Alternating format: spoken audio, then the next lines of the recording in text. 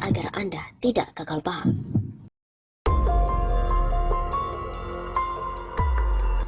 Rizik versus Soekarno, siapa lebih hebat?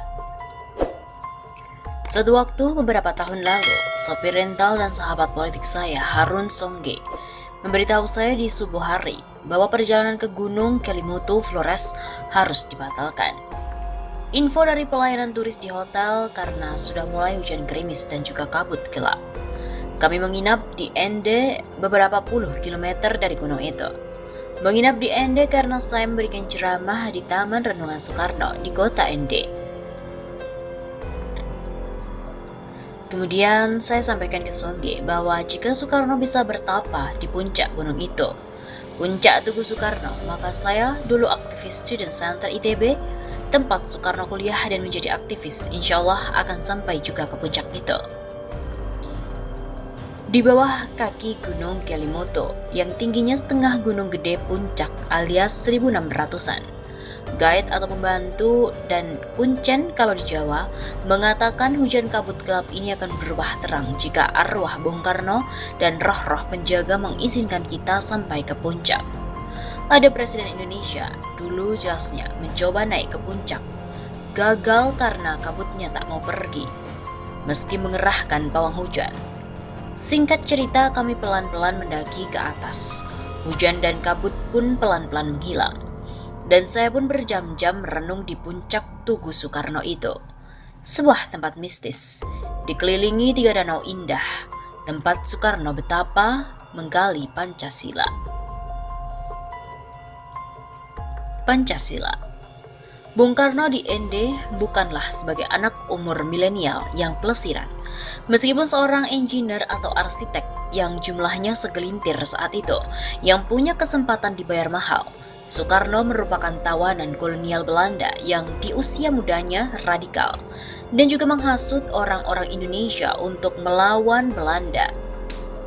Pengasingan di Ende tahun 1934 sampai dengan 1938 dengan beban keluarga, Soekarno berpikir keras merumuskan sebuah ideologi bagi adanya satu bangsa merdeka.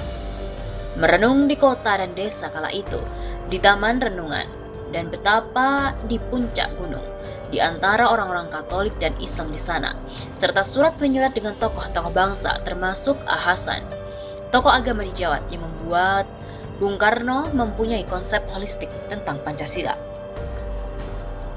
Apa itu konsep holistik? Konsep holistik pertama, Pancasila harus bisa menjelaskan tentang masyarakat dan bangsa apa Indonesia itu.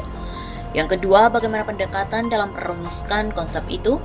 Bung Karno merupakan insinyur maupun arsitek. Cara insinyur mendekati persoalan adalah problem solver. Berbeda dengan cara filsuf dan juga agamawan yang mengagungkan nilai atau ahli ilmu sosial yang mendekati persoalan dengan kesempurnaan konsepsi. Holistik di sini jadinya melihat realitas, menemukan masalah dan memecahkannya. Realitas bangsa kita saat itu adalah bangsa dalam cengkeraman kolonial. Masalahnya adalah keterpecahan. Lalu bagaimana pemecahannya? Dengan pendekatan itu, maka Bung Karno sejak awal menyatakan bahwa Indonesia adalah bangsa yang integralistik.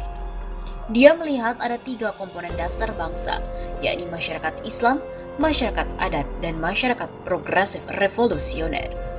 Ketiga ini dibahas oleh Bung Karno sebelum masa pengasingan di Ende itu, yakni dalam tulisannya Islamisme, Nasionalisme, dan Marxisme.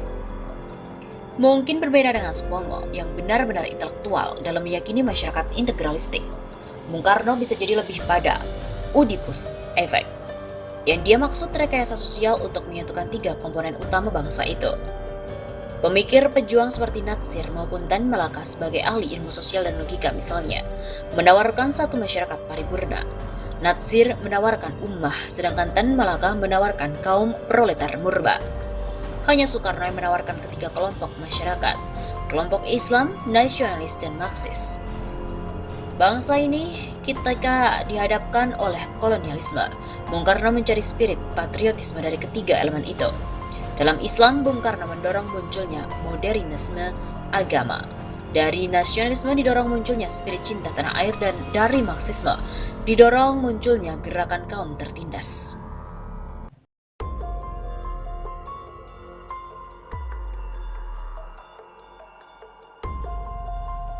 Lalu bagaimana Rizik menemukan Pancasila?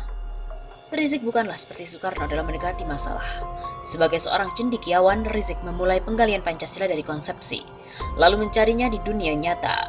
Belantara kemiskinan Jakarta kemudian kembali merumuskan di universitas. Metode ini sering dikenal aksi, refleksi, aksi, atau refleksi, aksi, refleksi. Penjelajahan Rizik pada Pancasila membuat Rizik menawarkan konsepsi masyarakat Islam sebagai superior pada skala bangsa. Dengan meneguhkan sila ketuhanan sebagai sentral atau utama, Soekarno menempatkan sila ini sila terakhir. Kedua, Rizik membangun platform kebersamaan nasional pada isu kebangkitan kaum miskin. Dari sisi kebangkitan kaum itu, Rizik berbeda dengan Marxisme yang melakukan pembelahan sempurna kaum miskin versus kaum kapitalis. Kebangkitan kaum miskin dalam pandangan Rizik merujuk pada Islam, dapat menerima dukungan dari kaum kapitalis yang tercerahkan atau mau berbagi kepada kaum duafa.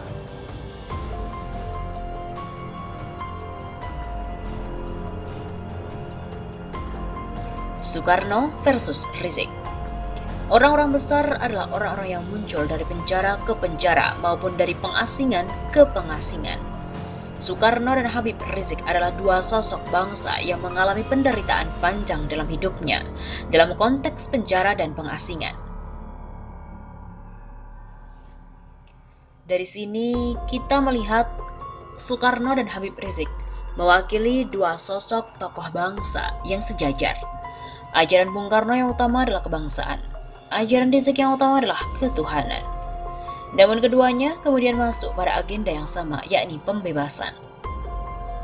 Tema pembebasan Bung Karno adalah melawan penindasan kaum kolonial, sedangkan tema pembebasan Rizik adalah pembebasan dari cengkeraman oligarki kapital. Sesungguhnya ini sama meski tidak sebangun. Lawan dalam definisi Bung Karno adalah penjajah dan penjajahan, sedangkan Rizik lawan adalah oligarki dan juga rezim anteknya.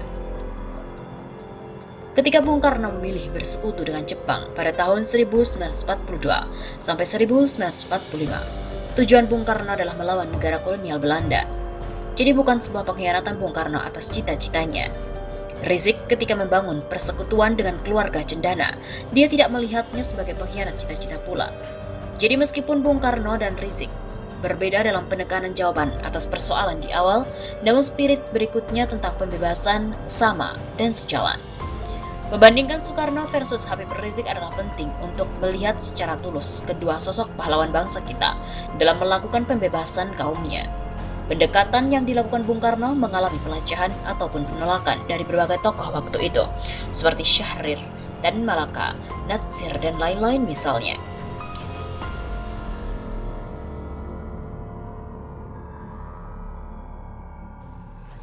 Misalnya saja Tan Malaka yang suka melecehkan Bung Karno sebagai kolaborator. Rizik saat ini juga banyak mendapatkan kecaman karena dianggap akan menihilkan agenda kebangsaan dengan superioritas Islam. Ketika Rizik dan Rahmawati berjumpa pertama sekali sebelum aksi 212 pada tahun 2016, keduanya berusaha mencari jalan tengah antara Soekarnoisme dan juga Rizikisme tersebut. Jalan bangsa ini masih panjang untuk membangun berdasarkan ajaran pembebasan ala Bung Karno dan ala Rizik. Kaum tertindas menunggu perubahan sosial secepatnya untuk adanya kebahagiaan bersama. Kita juga harus mempercepatnya dengan mendorong adanya sintesa Soekarnoisme dan juga Rizikisme dalam perjuangan bangsa ini. Bukan membandingkan siapa yang lebih hebat dari siapa, dan tidak perlu melihat lebih jauh lagi pada judul tadi. Karena mereka dua tokoh yang besar dalam zamannya yang berbeda pula.